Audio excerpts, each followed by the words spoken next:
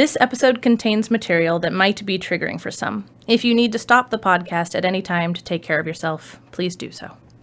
If you need support, you can call the 24/7 National Suicide Prevention Lifeline at 1-800-273-8255.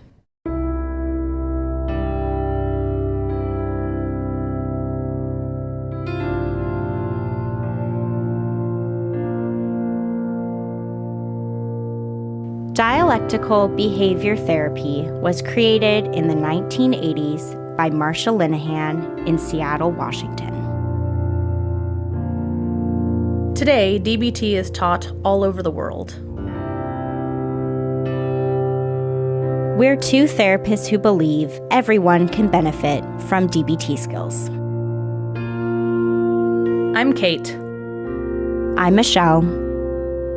And this is DBT and Me. Hello, everybody. Hello. Hello. It has been quite a while since we last posted a Q&A, but I was just thinking that. Yeah, it's been a while. But we're back with Q&As, and this is our 41st one, which is crazy. Do you remember how weird you thought I was when I suggested the first one? I was like, I think we should do Q&As. And you're like, oh, Kate. Yeah, I think I remember believing that we would not get content for Q&As, which Yes. I will tell you all right now. We're recording Q&A number 41. I think we already have content for the next 10. Right. So we need to kick our booties into gear with It's getting true. Q&As But I just love recorded. that you didn't think, oh, what will we even have to say? I was very Who will ask doubtful. us anything? And here we are. Here we which are. is kind of funny. And you get to read the first one I today. do. All right. Don't mind the sound of my scrolling. All Yes, right. this is a long one. So this one says, hi, everyone. I am a long-time listener of the DBT Me podcast. Right now, I am considering having a more serious conversation with my partner about how his bipolar episodes affect me. He keeps talking about suicide during his episodes and repeatedly says no one would care if he died, etc., which is obviously very hurtful and not true. He has had episodes where he is clearly suffering and experiencing a mental health crisis. He will come out into a public living space and start talking about being super depressed and suicidal. At this point, this has happened multiple times, usually on the weekends in the mornings. He just clearly becomes overwhelmed and then comes out and starts talking to me, his partner, and the people we live with, friends, about this, and we all feel overwhelmed because we are not trained to help during a mental health crisis. He'll ask things like, what's the point of living? And if you say nothing, then it's like he's right and there isn't a point. And if you try and engage with him, then he just has a rebuttal ready to go. We've been dating for 2.5 years, and I am not considering separation. I want to talk with him about the way these outbursts affect me and my ability to trust in our relationship.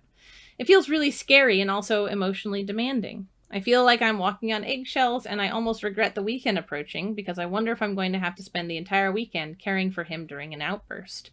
During this time, I usually make him food, do all the cleaning and chores, and sit and talk with him for several hours while he reiterates that no one cares.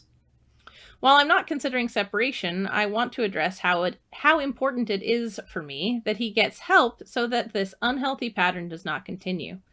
I don't plan on having this conversation for a few days because I can't meet with my therapist until Thursday, but I would love to hear your thoughts. We have had serious conversations before, but honestly, in the past, they involved me. Previously, I had a lot of issues with anxiety, insecurity, and rejection, and when it started to affect our relationship, I sought out DBT. Now, I am hoping he'll be able to do the same. He's tried therapy in the past, and recently I have mentioned several times how important it is to get professional help, but he just says that during these episodes he, quote-unquote, isn't asking for help. To me, it is analogous to having a medical emergency and then claiming you don't need help. The people around him still feel the need to address him/situation, etc., even if he isn't explicitly asking for help. I wish he could understand the emotional toll it takes on the people in his life who love him, but unfortunately do not have the skills or knowledge as mental health professionals to help.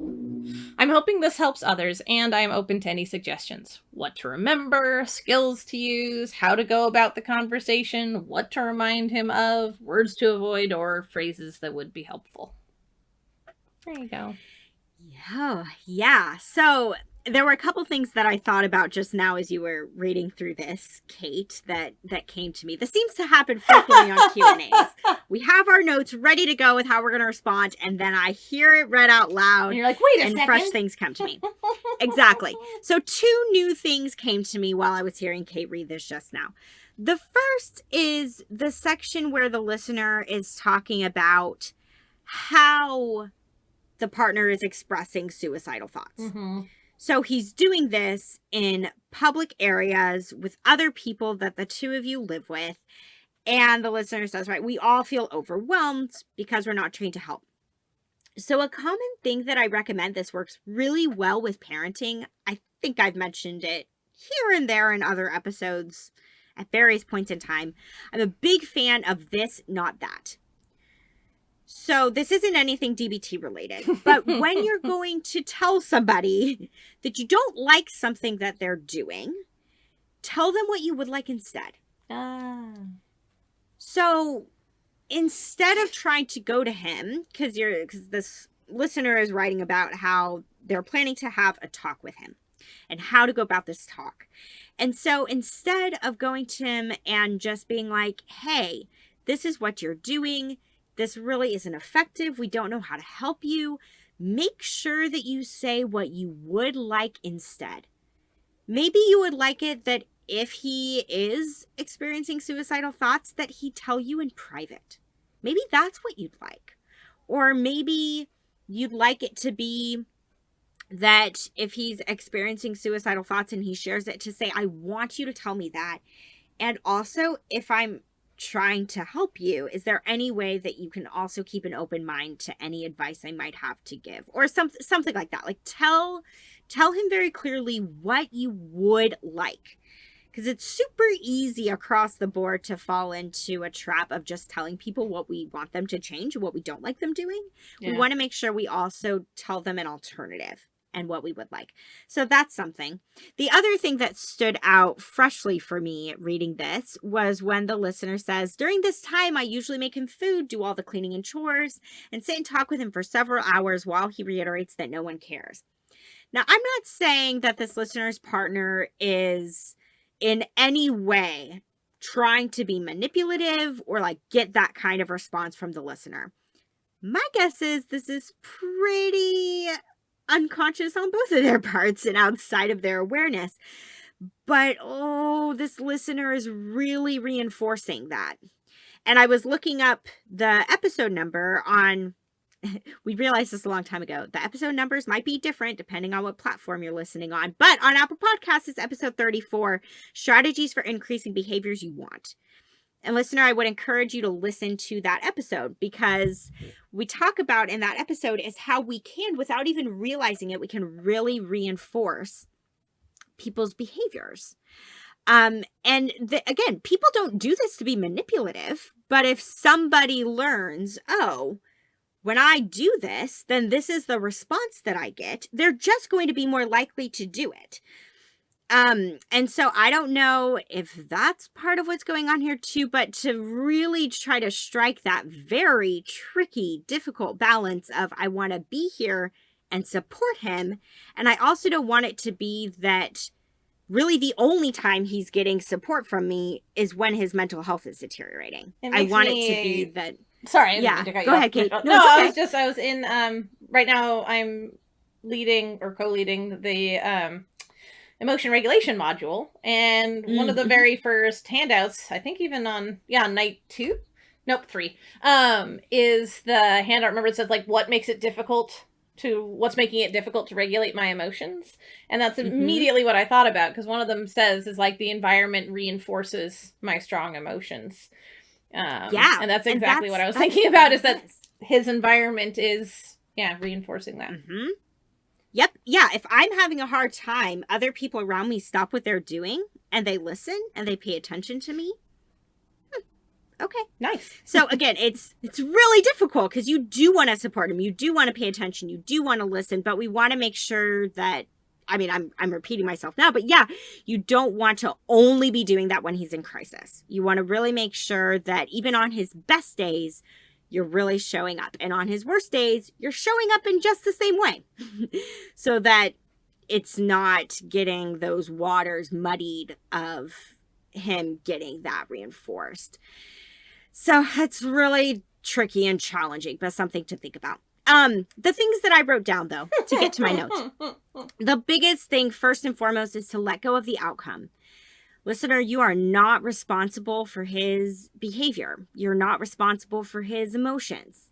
If he is having a hard time, especially as you say this is linked to a bipolar diagnosis, it has nothing to do with you whether he's in a state of mania or a state of depression. Doesn't have anything to do with you. But a lot of times it's really easy to take on responsibility to try to make that person feel better, to try to get them back to baseline when they're struggling emotionally. But you can't. You can't. It's beyond you. And you acknowledge that in this email, right? This is why you wrote in, was because you know that you're like, I'm not a mental health professional. I don't know what to do here. Exactly. So really trying to actually let go of the belief that there is something that you could say or do that will make him feel better. There's not. And that sounds so Debbie Downer, but there's not. It may very temporarily help in the moment. And again, that's reinforcing it for you of like, oh, I said this thing and then he felt better. Oh, well then I'm going to say that thing more because I want him to feel better. But it's so much more complex than that. It's so beyond anything that you can impact. So on that note, it's really important to make sure that you have a plan for yourself. So when he is in a really difficult, struggling, emotional place, I'm not recommending that you peace out and completely disengage from him, but it is going to be important that you have things that you can do that are going to fill your cup. Don't just put your life and things you want to do on hold for the sake of trying to caretake him. Don't do that. Make sure that you still have things that you can do for you when he's having a hard time. Some very practical advice feels important here because he is regularly expressing that he wants to die by suicide. That's concerning. That's alarming. We want to take that very seriously. And so what is important, again, you're not a mental health professional, but some good knowledge for you to have in your back pocket is when he's talking about suicide, start to listen to see if he mentions any kind of plan. Saying, I want to die, I hate my life, I don't want to wake up tomorrow.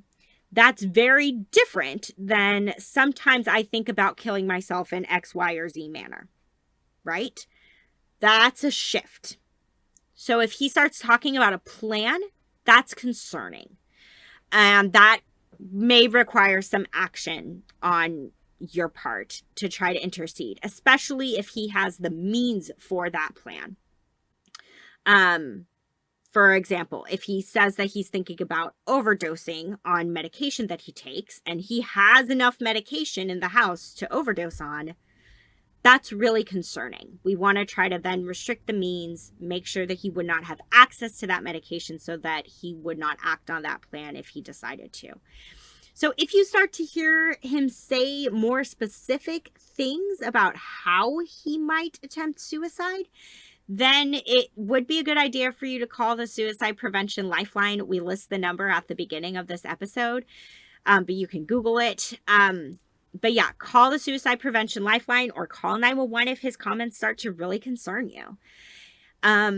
So yeah, those are my thoughts. I just said so yeah. It brings me back to a couple of Q&As we were talking about this. Now we're gonna mention it every time we say so yeah. It's gonna be quite the thing. Also, I just wanted to point out that unless I missed something, I don't think there's necessarily anything in here to indicate what country the person is in. So Suicide Prevention Lifeline, 911, or whatever the equivalent is. Yes, very good point. Wherever you may be. Because I know we have people that listen from very far afield. All over.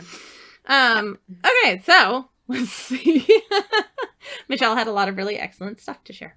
And yeah, I was thinking when you were talking about the reinforcement stuff, Michelle, that it's like, try not to do the reinforcing stuff might look like doing more on other days or less during the crisis days, or both.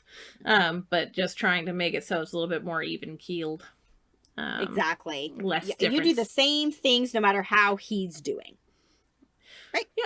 All right, let's see. Kind of what else? What do I got? So, let's see. So perhaps we'll get rid of the most obvious thing first, which is Dear Man, right? Whenever we're considering a difficult conversation, especially one in which we have a request or a boundary to set, right? Dear Man gives us that, excuse me, apparently yawning in the middle of my own sentences, that gives us that sort of structure or scaffolding, right, to help organize the conversation. And when I was thinking about it, obviously your partner's going through some real rough shit, right? So I was thinking Dear Man plus give, or in a give sort of manner, right? Like to bringing that care, right? And that sense of wanting to nurture the relationship to the Dear Man, right? You don't have to be cold or distant or shut down, right? You can be warm and validating and things like that, even while having a difficult ask. I'll get into, let's see, another couple of skills in just a second, but some non-DBT skill things that I was thinking of is, I know you say repeatedly that you are not considering separation, which I think is excellent. It sounds like you've had your own mental health struggles and so are coming from a place of a lot of compassion and a lot of empathy for what your partner is going through. I think that is fucking fantastic. So in no way, shape, or form thinking you ought to be doing anything different in that regard. That said, know your boundaries. Try and figure that out before you get there for a couple of reasons. One, for yourself, right? Because if we're figuring out our boundaries right as we're approaching them, boy, howdy, does that make it easy to push them back a little. Like, like, I can take this again. I can do this more. I can whatever, right?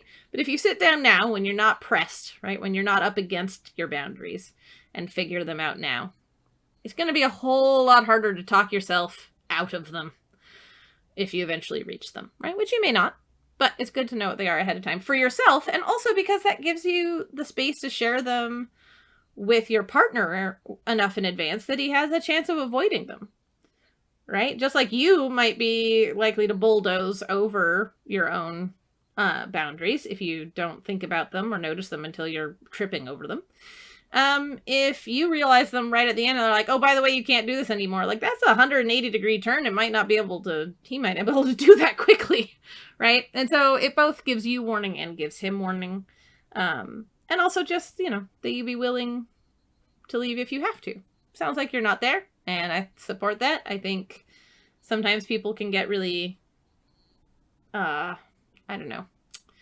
judgy around a lot of mental health stuff, and I don't hear that coming from you at all, and I think that's really wonderful. So stick to that, but also, sort of like Michelle was saying, don't put your life aside. Like, nope, not double negatives. Let's try this out. Let's try this out differently. Do remember to support yourself through this as well, right? You are also having a hard time, and you don't want to ignore your own needs or boundaries. Just because you have that empathy. Take it from someone whose empathy has kept her in bad situations a time or three. Don't let it overwhelm your well-being, right? I was wondering, he was talking about not looking for help. It might help him even get more clear for himself what he's actually looking for. If you can ask him, well, okay. If you're not looking for help, I mean, I think you have a wonderful point, listener, that it's going to be hard not to feel like you need to give it anyway, just hearing him talk about the things that he's talking about. But you'd be like, okay, well, what are you looking for, right? Maybe there's some other ways we can meet that need. Maybe we don't need to go down this path to get that need met. Like, let's talk about what you're actually looking for. And that might bring some things to light, both for himself and for you. And the last couple of things, one, again, following with that theme of don't forget about yourself, self-soothing. If your weekends, the time that you're off of work, is filled with incredible amounts of emotional labor and fear about the well-being of your partner, you're going to need some self-soothing. You're going to need some kindness, some compassion turned towards yourself, right? Some ways to, as Michelle phrased it, fill up your own cup as well. And then, I don't know. I guess this one. If you can, you might want to take a weekend when you're not there. Like, if this pattern is repeated enough, and you don't know whether this is going to be a weekend off from it or that it's going to happen, etc. I don't know. You might just try every now and then giving yourself a weekend somewhere where you know it won't happen. So you can have a breather. Even if you were a literal caretaker, you would need time off, right? When we're taking care of somebody who's really in need, we all need some time to take care of ourselves. So, yeah. Great. Okay, next one. This one says, advice on starting a new relationship, or does anyone know of an app or place or way to meet someone who also understands and knows about DBT? It's not usually the best icebreaker when you first meet someone, but mental health is something very important to me in a relationship. All right, so I found one. Now, grant you, I found one in the 5 or 10 minutes of Googling that I did when I got to this question when I was doing note finding. We did not vet it. No. We do not know. That's true, yes. Much about it. I found one. I didn't vet it at all, and there may be others that I didn't find. So, just to put it out there. But I did find one. It's called nolongerlonely.com. It looks like it, when I typed that in, it had me say what my location was. Let's see. The options were US, UK, Canada, Ireland, Australia, New Zealand, and... Oh, shoot, Michelle. What's ZA? What country is ZA? I have no idea. All right, well, I assume if you're in the country that's abbreviation is ZA, you know that that's your country. Anyway, so it has several countries, so it's not just for America, which I thought was pretty cool. It's for folks who have mental health issues and want to be in relationships with people who understand that. So, at least one of those exists. There may be others. I'll admit to having not looked for too long.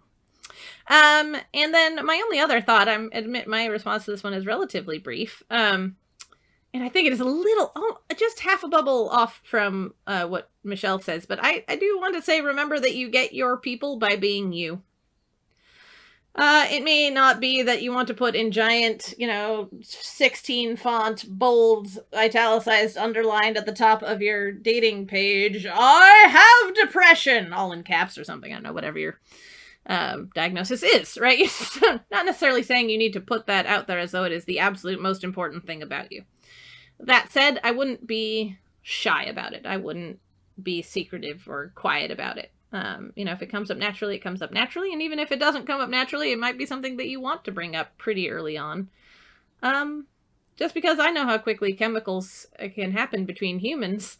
And you'd hate to have some really fine chemistry going and then, womp, womp, womp, right? Find out that they think that having depression is the same thing as being, abject lunatic, and they want to run the other way because they have so many judgments. Why don't you just cheer up? I don't know, right? It'd be awful. So, I have heard that, from people. Thankfully, no one I was trying to date, but, right, so, again, doesn't have to be, like, it's the most important thing about you, doesn't have to be the topmost thing that you advertise. I would just say that, by being flagrantly you is how you're going to find people who love and want to spend time with you. So, let your DBT flag fly high, I guess, would be my thoughts. Which I think Michelle has a slightly different perspective on it, which I love to hear. So, your turn, Michelle. I know, my answer was brief this time. No, it's okay. Similarly, though, I'll start with that. I agree with the don't put it out there as the leading thing. that you have X, Y, or Z mental health diagnosis or that kind of thing. And it's not that we don't want you to be open and honest, especially if mental health is important to you. Mm-hmm. It's important to be honest with someone who you're getting to know that, hey, this is a part of who I am, and this is something that's really important to me. However, we all have great, awesome, amazing qualities, and we also have flaws and issues and challenges. This is universally true for every single human being on this planet. Amazing things about us, difficult things about us. And though it's important to make sure that you're not covering up or hiding those difficult things about you to an extreme degree, we also don't want it to be that that's the only thing that you're putting forth. And sometimes people do this when they're dating and they don't really realize that they're doing it, but they share all of this stuff about them. And then the person is getting to know, like, hey, I have this issue, I have that issue. I want to make sure you know I'm going to lay it all out on the table so that you know what you're getting into. That kind of an idea. Well, we also want them to know all of the, like, amazing, great, like, talented, awesome, fabulous things about you too, not just the things that you struggle with.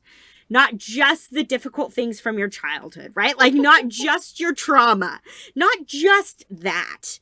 We want that to come into play, but I recommend bringing that into play like 3 to 5 dates in.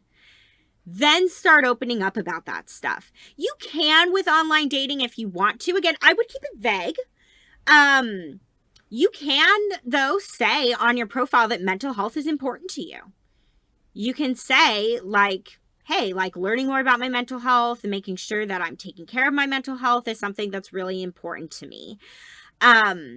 But yeah, let the person get to know you, not whatever mental health diagnoses you may have. And I think that you were really speaking to that, Kate, right? Yeah, that's a part of you.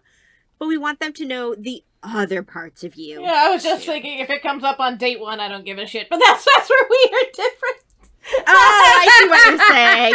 Yeah. Fair enough. But that's me. I'm Ms. Blunt, so that's why I like that there's the two of us, is because we're different. I'm like, don't rush to have it be the first thing out of your mouth, but, I also wouldn't deliberately wait, I think. So that's just me. But I can see where you're coming from, too. I'm not trying to say either one of us is more right than the other. I don't know who would be, but I just think that's funny. That's all. That's the only difference I was talking about. Yeah, well, and if an appropriate opening comes up within the first couple dates and you're feeling comfortable with the person and it comes up organically and you want to share, go for it, right? You don't have to set a really rigid boundary with yourself. Like, I'm not going to say anything until date 3. Even though they just asked on date 2 if I've ever gone to therapy. Oh, what do I do? Right? Or something. Be open and honest when you feel ready. The other thing that I think would be really helpful here is to see, once you do share this with people that you're exploring a romantic relationship with, once it's out there of, hey, I either have this mental health diagnosis or I'm learning about DBT. This is what DBT is. See if that person is curious about learning more. Because even though I'm saying, right, we don't want to necessarily have this be the thing that you lead with, this is an important part of you. And we want to make sure that whoever you're going to bring into your life as a romantic partner wants to understand and know more about how to support you in your mental health. So share resources with them. You could tell them to listen to the podcast if you wanted to. Be like, hey, listen to that first episode about what DBT is. You can share a website with them. We really like dbtselfhelp.com. That gives a lot of great information about DBT. That's very accessible and easy to read, but you can also give information about a mental health diagnosis if you have one, to say, hey, if you're wanting to know more about BPD or you want to know more about PTSD or whatever it is, Look up some websites and see if they're open to learning more. Because that's really what matters, is that you want to find somebody who's going to have an open mind and who's going to respect and want you to continue your mental health journey. And if they aren't open to learning more about what your mental health struggles are, it's probably not going to be the right person for you. You want somebody who's going to be by your side and support you in that way. So after you do disclose, see if they're open to learning more. And that will really give you some key information about, I was about to say, how things might progress moving forward. Though that seems like kind of high stakes of like, if they do this, move forward. If they don't, stop. But, just really hopefully it'll be something that you get to see how open-minded they are, is what I hope for. So, let's see. This one reads, "Hi there. So, I'm not good at any of this. I have several mental health issues, including BPD, as well as physical health issues. I struggle with going to therapy because of my physical health, and my mental health is so debilitating right now that doing anything besides work and sleep is so daunting. My lack of motivation and my forgetfulness in taking my meds, along with not going to therapy, is really hurting my marriage, and to be honest, 99.9999999% of the day, I think I'd be better off dead. My mom was really bad to me from a young age. My children were wrongfully taken from me over a year ago, and my mom helped my ex-husband in doing so. I am in constant physical pain, but doctors won't take me seriously because I'm young. I'm not ever happy at a job for more than a month, which is hurting my finances. I can hardly do housework, and my spouse, who has OCD, is suffering. I am super impulsive and I buy tons of shit with no regard for finances. And now we're in the hole. I need help and I don't know where to start. I just want to be happy again. I hate myself so much. And I honestly just want to die." Oh, there's a lot here. There is. Like, I feel for this listener. And to bring it back to what they said at the end of, I need help and I don't know where to start. So I want to try to give you a starting place. And the starting place that I think might be most helpful is remembering to take your meds. Yeah. That was one of the first things they said right at the, well, I don't know if it was right at the very beginning, but that they say. Take your meds.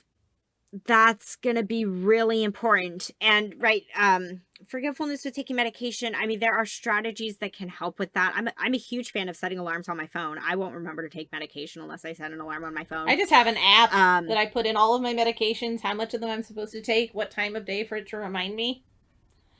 Oh, amazing. Yeah, absolutely. What app is it? Do you mind sharing? I don't mind in the slightest. I just have to figure out where I shoved my phone when we started recording. So if you want to keep talking, I will see if I can find it. I will keep talking while you figure it out. Yeah.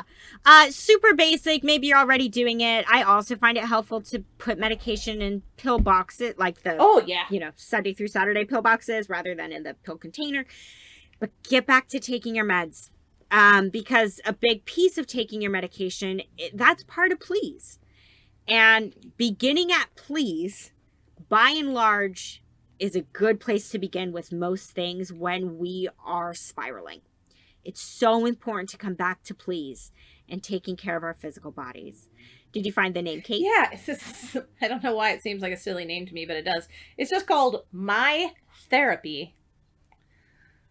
But yeah, okay. I can put in exactly, and it's one of the other things I really like about it. Again, my God, anytime we talk about anything that's literally a thing in the world, I feel like we're accidentally doing an endorsement. It makes me feel weird and dirty. I've used this one and I like it. No, I like it because one thing that has happened to me a lot when I go to ERs and stuff like that is that I can list off my medications. I can prattle those off. People are like, oh yeah, what dosage? And I'm like, 1 pill? They're like, yeah, but how many milligrams, right? Like, and I was like, I have no fucking idea. And so, I just had to sit down with this once, and when I entered in each medication, I entered in how many milligrams, right? So now, I pretty assuredly have my phone with me, even in the ER or things like that, right? And so, I can just be like, hang on a second, and I can open up the thing, and there's just a list of, when under treatment is what it talks about, but I just have a list of all of my medications and their strength. So it's just easy for me. That's awesome. Because I forget that I'm on enough medication that I don't have any idea anymore. So anyway, yes, apps are wonderful. I know there are lots of them. That's just one that I use, but there are lots and lots and lots of medication reminder apps. Lots. Yeah, perfect. Yeah, so finding some kind of strategy that you can play around with and see what will help you start getting back to remembering to take your meds consistently. That's where I would start. To give some validation here, because you talk about that it's really hard right now to do anything besides work and sleep. It's okay to just focus on work and sleep right now. I know that at some point you want to get from feeling like you're drowning to feeling like you're treading water to actually swimming. I get it. Right now, just being able to work and sleep, that's treading water in my book, right? If you start missing a lot of work, which you do mention some struggles with work, but if you're out of job right now and you're showing up pretty consistently, and if you are hopefully getting some kind of maybe decent sleep of at least 6+ hours a night, that's okay if you just try to keep those two things afloat. Just want to be able to go to work. I just want to be able to sleep at night. That's okay to just really make sure that you hold on to those two things before trying to fix and change all these other areas of your life where you're experiencing challenges. The other thing that I'll say is that, I'm rooting for you. And I really hope that you can find a doctor who understands what you're going through, because you really need someone in your corner. And, it's so hard to find a doctor who is a good fit. That can be a lot of trial and error. And also, if you do start meeting with a new doctor and if your gut feeling is telling you, nope, I hope you live in an area where you have access to doctors to choose from. Hopefully you have health insurance and you can find people who will take your insurance, but I have no idea what your circumstances are like surrounding that. So I know your options might be quite limited, but in the event that you do have options available to you where you could go to different clinics or you could try out different doctors, trust your gut. If you're finding a doctor who really won't take you seriously, it might be helpful too. I just thought of this off the top of my head, to explore meeting with a naturopath, or somebody who's a little less in the typical medical world, who might be a little more open-minded. That can super depend on fit too, of whether you'll find somebody who's a good fit for you or not. But I'm just really hoping that if you can find a doctor who will take you seriously, that may also be a little light at the end of the tunnel that you need. So I don't have any solutions there, but I'm rooting for you that piece of the puzzle might get sorted out for you, because that also seems really important in addition to taking your medications and trying to get that piece back on track. Yeah. Your turn. Thanks. Lots. I don't actually have anything in my notes from this, but when you were talking about it, it made me think of it, Michelle, so I'll just tag on a little bit. I can't remember. Was there anything that this person indicate gender of themselves or their partner? Not that I remember. Okay. I believe they posted it in the Facebook group, but I don't remember. Well, I don't remember if this person is AFAB or not. So, if you happen to be a assigned female at birth human, and your partner happens to be an assigned male at birth human, I hate to say this, but have you tried taking them with you to the doctor's appointments? As an overweight, mentally ill, cisgendered woman, I have found, and I have had lots of people in similar circumstances report that they have found this as well. Having male partners go with you to the doctors can often result in them taking you more seriously and treating you better. Stupid and fucked up, but there it is. Will this solve everything? No, but it often makes a doctor think twice before being dismissive. If there's a guy in the room. Anyway, pisses me off, as you can probably tell from my tone of voice, but it is a tactic I have employed. And it has sadly worked pretty much every time I have tried to. By the way, if there's weird sounds while I'm talking, my cat Jin is in my lap and he is insisting on ear rubs, but then he gets the ear rubs and he shakes his head really fast and I have no idea what sound that makes. So, say hi to Jin, everybody, if you can hear him. Because keeping him out is not worth trying. So let's see. So that's just one weirdly little practical thing. As a super skill-based thing, I thought of pros and cons. Just another thing like specific that stood out to me from the listener's email was talking about spending money really impulsively, right? And behaviors like that are exactly what pros and cons are, meant to help with. So, do the pros and cons when you're not in an impulsive moment. And then maybe find a way for them to be nearby where you tend to do your impulsive shopping. Put it as a background on your phone, a sticky note on your laptop. Is there somewhere where you can put them that you're likely to see them even during those impulsive moments? Because it's all well and good to do a pros and cons and tuck it away somewhere. If you get to that moment of being on the verge of impulsive action, you're probably not going to go digging around through that pile of papers to find out where the hell that thing was, right? So, yep. Let's see. Another thing I thought of was wondering if you or your spouse have friends or family who might be able to come over and help with the chores. I know that can be a weird feeling ask. I do. And also, people who love you and probably would like to know ways that they can help. And you'd be surprised if people make it like a cleaning party. Like, you know what? Come over, help me with stuff. I will shove pizza in your face at the end of the night. And large hugs. I love you. Thank you so much. Right? People might be willing and able to help. Some on a regular basis, some once every now and then. But it's something to think of that's a little outside the box. I think we, especially in Western countries, can get so tied up on this idea of independence and not needing other people, and that these are weird things to ask of other people and stuff like this, that we can get really stuck in a rut or in a box of how we think of things or how we go to solve certain problems. And there might be more options in your community. Heck, sometimes, I don't know if wherever this listener is coming from, they have anything like this, but around here we have local buy nothing groups.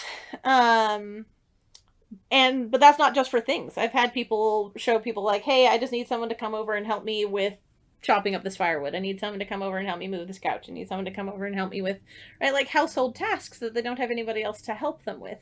And so, yeah, whether that be in people you already know or larger community resources, but you might be able to find people around you and your spouse who can help.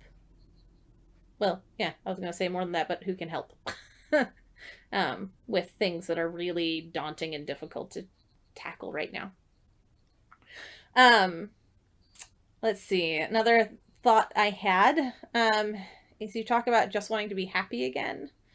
My heart breaks a little bit with that line because, first of all, boy, how do I understand that feeling? And also, happy as a baseline might be a really long ways away. I feel like such a dick when I say that. But as someone who has been a lifelong sufferer of depression and had my own medical stuff, I know that has often been the case for me. And so, admittedly, I'm doing an amount of just projecting onto this listener, but I can imagine with your mental and physical health issues, it might be far away for you too. But that's not the only reasonable goal, right? It's not like happy or broke, right?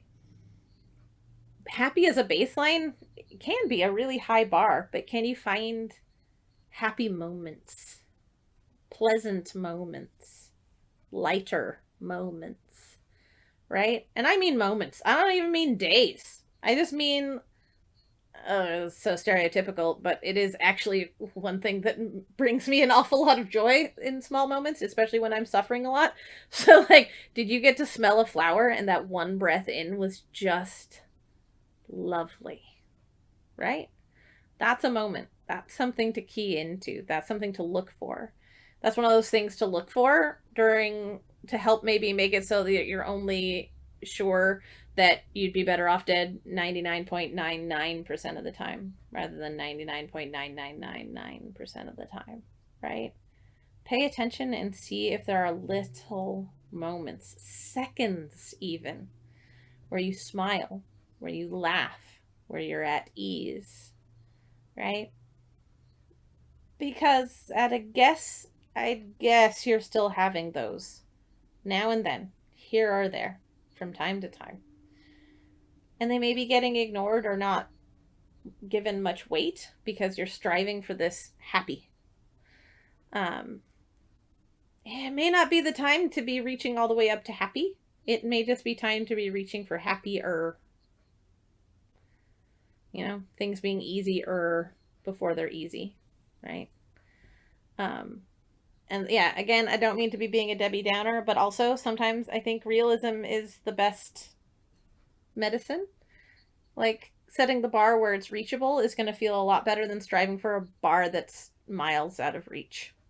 That's just another reason to hate yourself, is because you're not reaching that bar, right? So let's give you reasons to like you and give you reasons to like your life, even if it's just right? Even if it's just by tiny margins, little fractions of moments. Because I bet if you start looking for them, they're there. So, and last but worst, I don't know. Hardest. Yes, the hardest. Thank you. That's much nicer, Michelle. I think you might need to be practicing some radical acceptance, specifically around being disabled.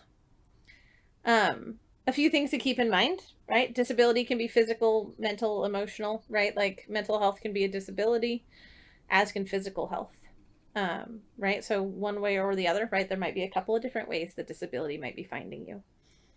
The other thing to keep in mind is that just because you're disabled doesn't mean that it has to be permanent, right? I think the reason that people shy so hard, not the reason, a reason that people shy so hard away from the word disability or the concept of being disabled is because I think we've really internalized an idea of permanency for that, right? You're not disabled if you're going to get better.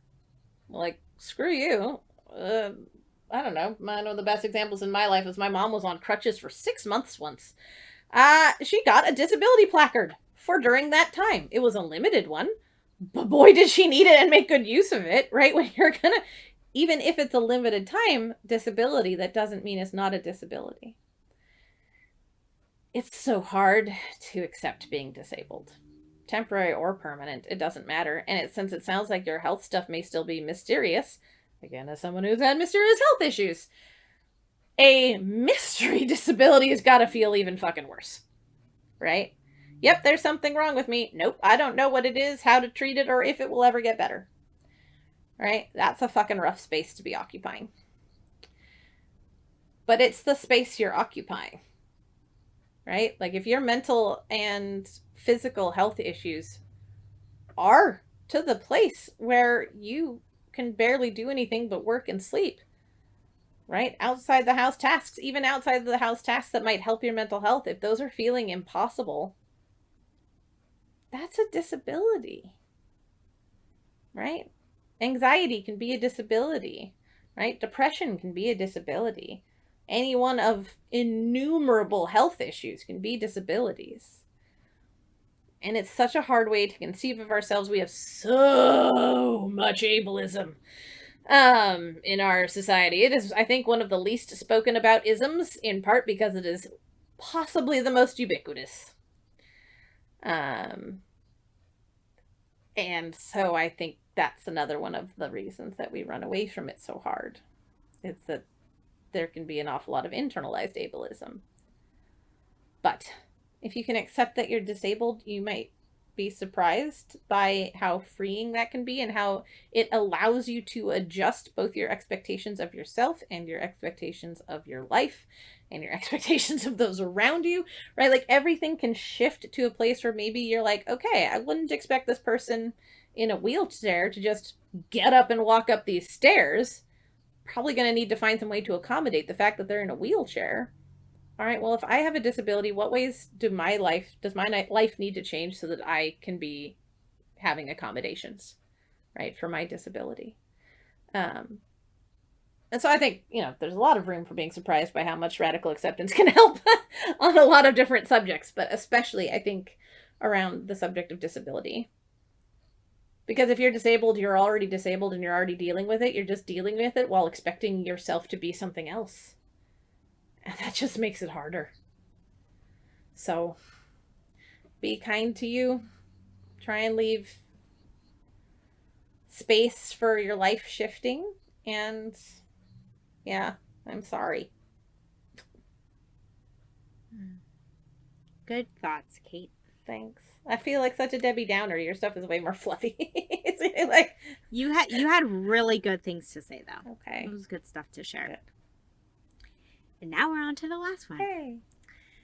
This one says, does anyone else have a hard time dealing with other people's boundaries? I'm struggling to mend the relationship with a best friend. And one of the concerns for me is she often puts a boundary up, generally at a point when I'm really upset. So my interpretation is that I'm not getting the support I need from my best friend. A lot of the reading I've done is about how to set up your boundaries, like saying no, etc., but not a lot is talked about with how to manage someone else's. I'm trying to work on saying, can I ask for your advice? Do you have space to listen about this? I have something going on. Could I talk to you about it? Type of stuff. But I'm still getting no response when she's set up a boundary. I want to be respectful of this, but I feel like it's happening every time I actually want to talk to her about something, because this happens when I'm already upset. I'm trying to draw on self-soothing and mindfulness. So is it even valid for me to feel her boundaries are too rigid? That's how it ends. I know. No, I know. I'm just thinking. Thinking you're and good. reading my notes. So I always feel like I have to put that as a disclaimer whenever someone posts or emails us and they end it in a question mark. It's like that's how they wrote it. They end with that question. Yep, that was just their last thought. I like it. Let's see. First of all, just to answer that very question, is it even valid for you to feel this way? Again, depending on how literally we're saying feel, then absolutely, right? I can imagine that feeling pretty shitty. Right? So, I mean, it's a valid feeling to be upset by it. It might even be a valid criticism. I don't know, right? We only get this snapshot into people's lives. That being said, feeling they're too rigid or thinking they're too rigid or whatever, yeah, maybe valid, but also doesn't mean, I think Michelle's going to talk about this, but it doesn't mean we get to ignore the person's boundaries. Whether we like them or not, whether they're good or not. It doesn't really matter in the end. But there are some things you can do. So one thing I was wondering is if your friend is getting upset with you when you're upset, like just in general, you're upset about life, the universe, and everything. Or are these boundaries going up when you're upset with her? Not that I have a huge amount to, tack on to that thought, but I thought it was something worth mulling over. Or if you already have the answer, then you already have the answer. But I do think they'll say different things, right? If someone's putting up a boundary because they're having a hard time being overwhelmed when, you're upset with them, that makes pretty good sense to me. And also might seem like something where you adjusting and being able to cope with those boundaries better might be the best tactic for you and for your friendship. If, on the other hand, this person is setting up boundaries about, nope, don't communicate with me anytime you're upset about other things, like life in general, I think that's a reasonable time to wonder about if you're getting what you need, right? Is this a friendship that can support you, right? If it's a friendship that shuts down anytime you're upset about your life, right, around things in general. The obvious thing to me, I thought, when it came to at least DBT, is Dear Man, right? Basically asking for what you need from the friendship, which I suppose means figuring that out first. But, looking at what needs are or are not getting met and trying to ask for them, right? Right. You have a whole episode on Dear Man. I don't need to go through what all the parts are, but Dear Man might be a good way to approach talking with her directly about it. You might also want to do pros and cons about staying in the friendship, right? Really finding out if it's meeting your needs. I know in here you call this person your best friend, and if so, boy, howdy, would that be a hard friendship to let go of, I'm sure. Right? And yet, if this is a friendship that isn't meeting your needs and isn't supporting you when you're finding life upsetting, maybe it's time to make space in your world for something that's serving your needs better. And then sort of my last thought before I get up to let the Prince of Felines out, is, do you have someone you can turn to when you can't turn to her?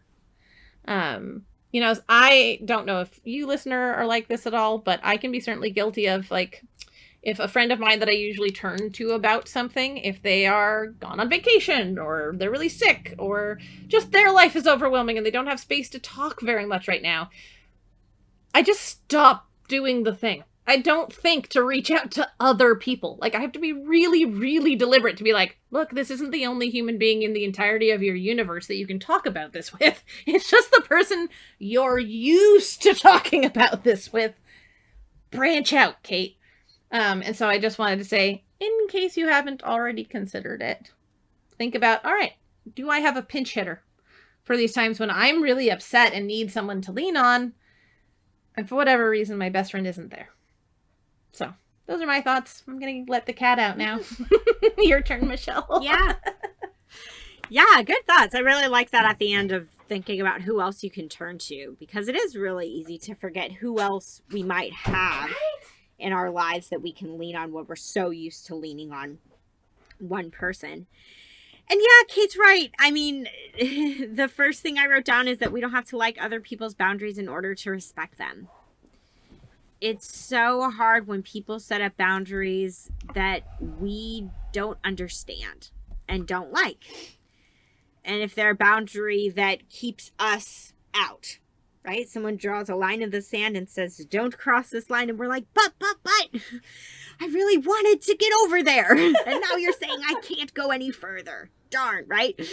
It's so normal to struggle with other people setting boundaries with us. And you're right, it's not talked about very often. One of the things, though, that I think of, and I just thought about this actually, seems to be my theme this episode. As Kate was reading, I was like, oh, hadn't thought about this. And Kate, you maybe touched on this a little bit because you mentioned that it might be that the friend is just really overwhelmed. Yep.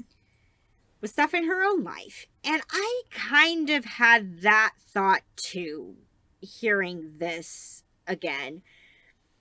Yeah, because I've been there for sure, where I already have a lot on my plate, and then somebody in my life comes to me, they're like, oh, I really, really, really am struggling with blah, blah, blah. Can I talk to you about it? And I'm just like, nope, I have no more room on this plate.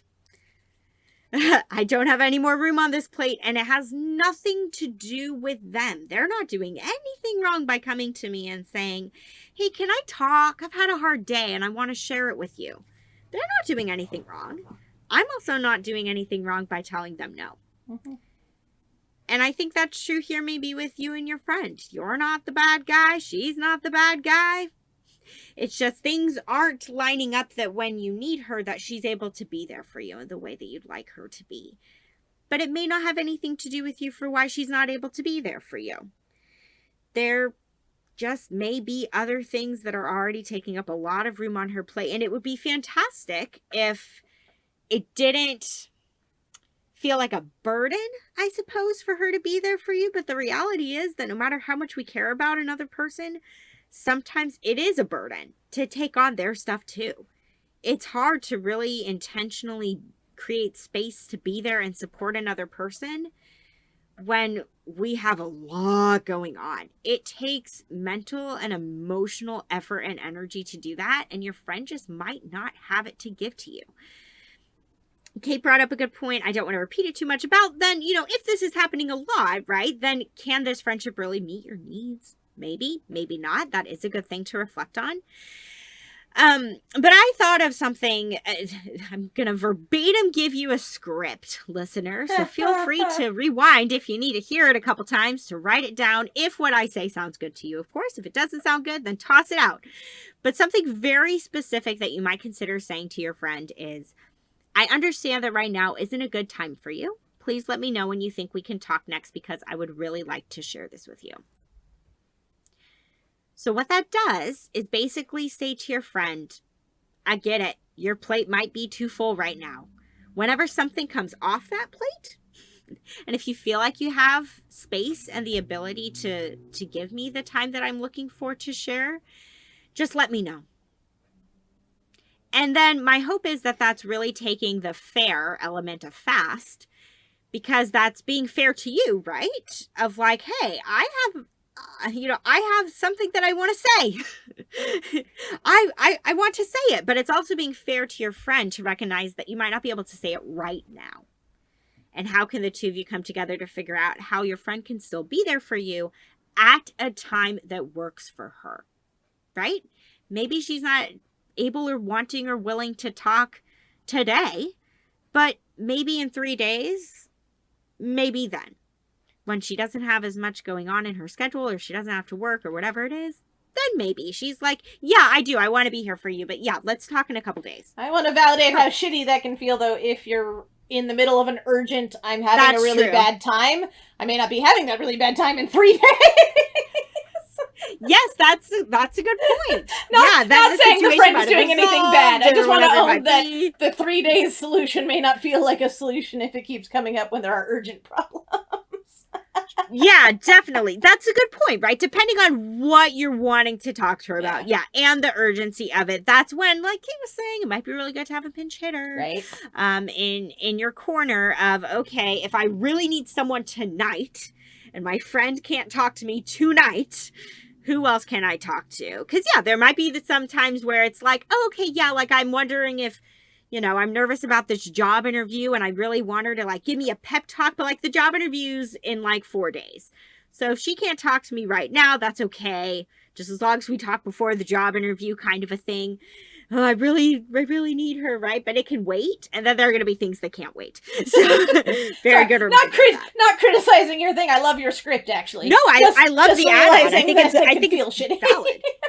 Yeah, no, it definitely can, depending on what you're wanting to talk about. That is for sure. Okay, I think we're done.